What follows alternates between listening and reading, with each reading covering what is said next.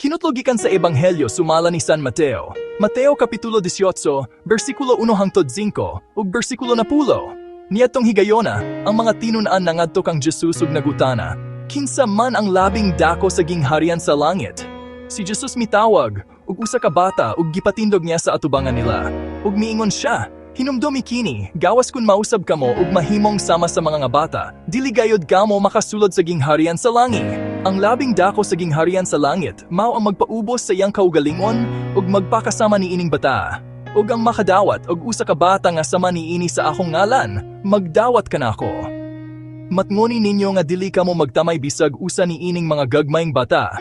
Kay sultihan ko kamo nga ang ilang maanghel atuwa kanunay sa atubangan sa akong amahan dito sa langit. Pamalandong, ang mga bata masinugtanon, walay garbo ug dali motuo. Si Jesus nagawag nga mausab kita ug mahimong sama kanila mapainubsanon, matinud-anon ug masaligon sa Ginoo.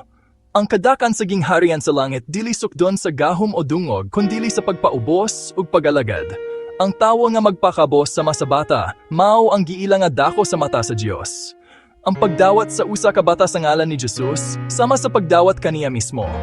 Gipahimang noon kita nga dili magtamay sa mga gagmay kay sila giyahan sa mga nga anaa sa atubangan sa amahan. Follow and share kung nagustuhan nimo kini nga video aron makadasig pod ikaw sa uban.